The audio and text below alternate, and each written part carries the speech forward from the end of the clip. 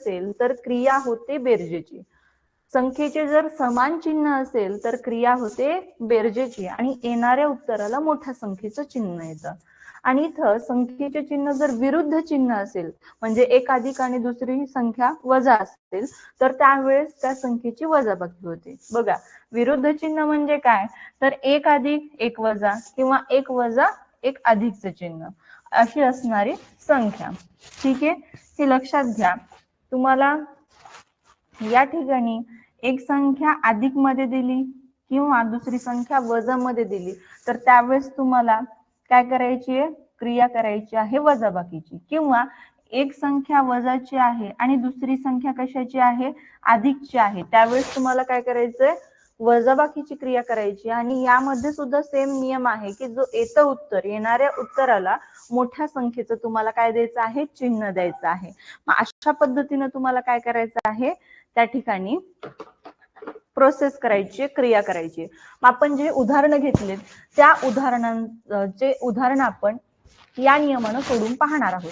बघा, आता इथं कोणतीही संख्या असेल तर त्या संख्येच्या डावीकडे त्या संख्येचं चिन्ह दिलं असतं. आता इथं तुम्हाला समजण्यासाठी मी या संख्येला चिन्ह दिले, पण शक्यतो इथं 5 लिहायचं असेल तर आपण असं लिहितो. ठीक आहे, पण याचं चिन्ह आपल्याला दिसत जरी नसेल तरी त्याचं चिन्ह अधिकच असतं.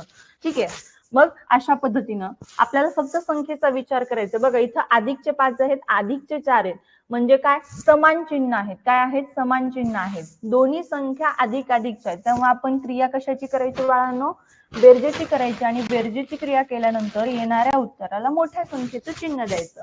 पण इथं संख्या सारख्या आहेत, ठीक आहे, त्यांची चिन्हही सारखी आहेत, मग क्रिया करणार आपण बेरजेची. मग 5 अधिक 4 9 आणि येणाऱ्या उत्तराला मोठ्या संख्येचं चिन्ह. मग मोठी संख्या कोणती या दोघांतली, 5 आहे, 5चं चिन्ह आहे अधिकचं, म्हणून याचं सुद्धा उत्तर काय येणार, अधिक 9.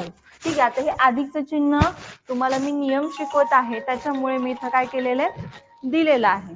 ठीक आहे, तुम्ही लिहू शकता किंवा नाही, तुमची मर्जी. आता इथं पहा, -4 -5. ठीक आहे, -4 -5 समान चिन्ह आहेत, सारखी चिन्ह आहेत, वजा दोन्हीही आहेत. बघा, दोन्ही संख्या वजा मध्ये आहेत. मग या ठिकाणी क्रिया बेरजेचीच करायची, कारण की समान चिन्ह असल्यानंतर क्रिया आपल्याला बेरजेचीच करायची आहे आणि येणाऱ्या उत्तराला मोठ्या संख्येचं चिन्ह. मग 5 वजाचे आणि 4 वजाचे, येणार उत्तर काय, क्रिया बेरजेची केली आणि येणाऱ्या उत्तराला मोठ्या संख्येचं चिन्ह. मोठी संख्या आहे 5, 5चं चिन्ह काय आहे, वजाचं, म्हणून आपण इथं आपलं उत्तर आलं -9. आता हे सुद्धा बघा, इथं काय आहे, -5 अधिक 4. ठीक आहे, विरुद्ध चिन्ह आहेत, विरुद्ध चिन्ह असल्यानंतर क्रिया होणार वजाबाकी.